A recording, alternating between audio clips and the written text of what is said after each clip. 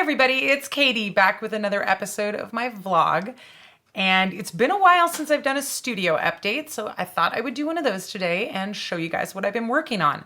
As usual, a large amount of my time is being taken up by making masks.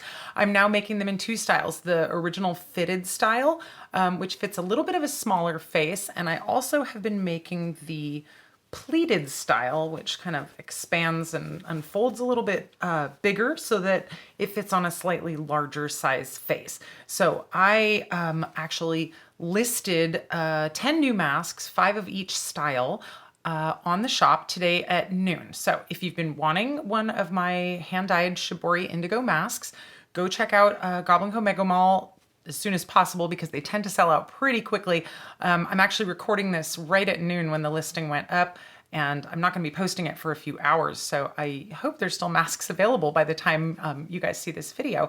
If you have been trying to get a mask from me and they keep being sold out, please do send me an email, Katie, Katie, at goblinco.com, and I can, of course, just make a mask for you. Whoop, just throwing that to the side.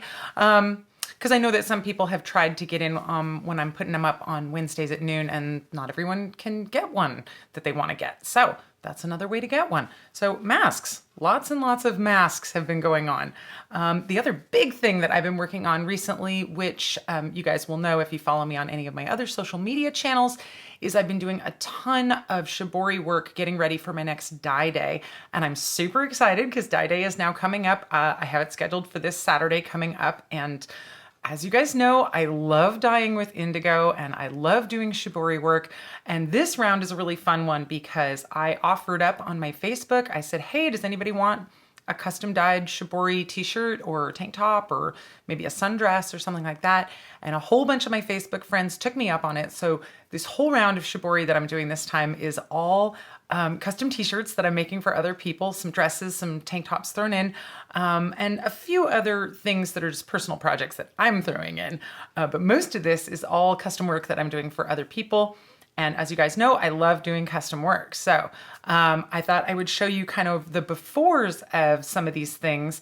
I'm not going to post the afters right away because I am going to mail the pieces to my customers who bought them before you guys get to see them. But I will eventually post pictures of what these look like in their after state. So here's one. This is actually a dress. I tried kind of a different thing with this one, and it made this weird sort of snake-like creature.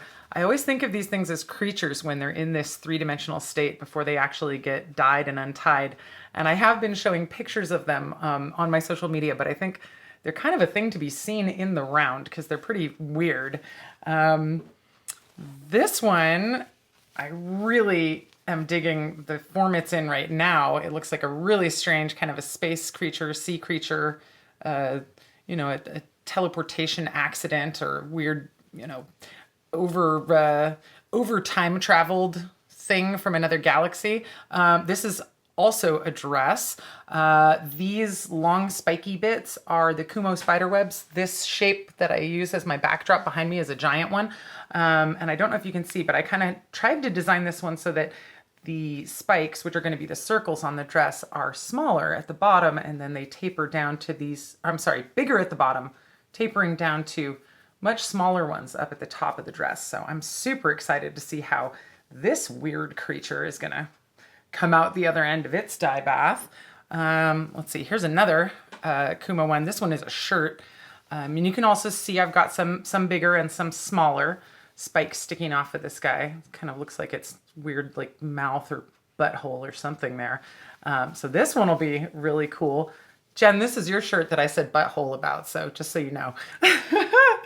And in addition to doing the custom shirt work that I'm doing right now, like I said, I also have just some regular quilting cotton that I like to bind up into various arrangements so that I get some patterned fabric to work with to make masks or quilts or other projects out of. So this is about half a yard of quilting cotton that's been bound up. This is that teeth pattern that everyone likes to see so much. I'm gonna make some more masks with the teeth pattern, don't worry. And I also tried some different experiments this time because you guys know I love messing around. That's one of the great things about being an artist in general is trying new things and seeing what works. And of course, with dyeing, there's this extra added mysterious element of you kind of don't know how it's going to come out. So this one, they're actually kind of both these sort of squarish shapes. One of them is another piece of quilter's cotton that's being bound up just to make patterned fabric for other sewing projects. And this one is actually a napkin. I'm trying out a couple of different new vendors for various textiles to dye. And so I got a line on some new napkins for the table, and I thought I'd give a try on some different designs and see how they come out, see if I like how this particular fabric takes dye. And if I like how it turns out, I might start offering those for sale. I've had several people ask me for sets of napkins. So that's something that I'm working on. And this is kind of a weird binding that I just kind of made up on the spot, but I'm super curious to see how it comes out. Another curious thing is I thought, what happens if I take a yard of fabric and cut it into thirds lengthwise and then braid the thirds back together and then dye that? So I've never tried anything like this before. There's going to be a lot of white on this one. I can tell by the kind of thickness of it that there's a lot of fabric inside that's not going to see the dye, but I'm super interested in how that kind of braided, pleated patterning is going to translate after this one goes through the dye bath. So, oh, and I have one more sample here. One of my kids wanted a hoodie, and this was so funny to me. They just wanted stripes, so that's what that pattern is, but it kind of looks like a ghost in its done form. Again, I see creatures in all of these things. I have a background in sculpture, so I'm always sort of wondering what these things are when they exist in 3 dimensions. So that's another fun one to check out on the other side after it comes through the dye. And the other big thing I've been working on, and I haven't been showing anyone, is some custom work. I did a trade, or a partial trade, I should say, with one of my friends who's a tattoo artist, and she wanted custom patches for her denim vest that are tribal tattoos and traditional rose tattoos. So that's what I came up with for her. I'm pretty pleased with both my tribal designs and my traditional rose work. Also doing the 2 reflected ones here that are not quite the same, but almost the same. I really had fun with those. Lots of fun to do my cutout applique style that I love to make. So that's this vest. And then the other thing that she asked me to do as part of our trade was she asked me to put a bunch of patches on one of her jackets. So I actually stand up for this one. Oh, move the bench out of the way. So this is her jacket that she gave me, and a huge pile of patches. And you can see there's a couple of Goblin Co patches on the front there, but also just a bunch of other patches that she's collected over the years and wanted to have put onto her jacket. So that is what I came up with for her. I love those moon phase patches and this crazy Wild Thing patch. I've never seen one in that bizarre camouflage colorway, excuse me. I love it. And just, some other patches that she had, and she gave me her collection of patches. She gave me the jacket. She said, hey, I trust your judgment. I like how you set up a patch jacket. Go to town. So she's going to see this, of course, before you guys actually see the video. So hopefully she loves it. She's going to love it. Don't worry. But that's also a thing that I do for folks. If you have a denim jacket and you have a bunch of patches in your collection, or even a non-denim jacket, that's some type of nylon, and you've wanted to patch up a vest or a jacket or whatever, and you don't feel confident sewing, or you just don't have the time or whatever, that's totally a job that I offer. You just mail all the pieces to me. We consult either on like a FaceTime or Skype call, or by text or whatever.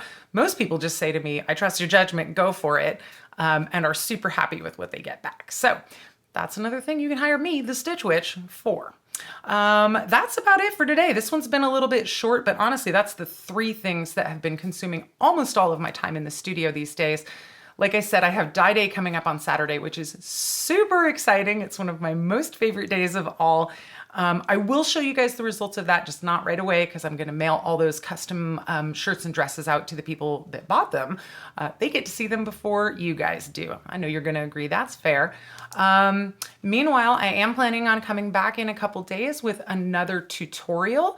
And of course, we have Cinema Club Sunday Roundup coming up on Sunday. So that's enough to keep me busy for a little while. I will see you guys in a couple days. Until then, take care, stay safe, and thanks for watching.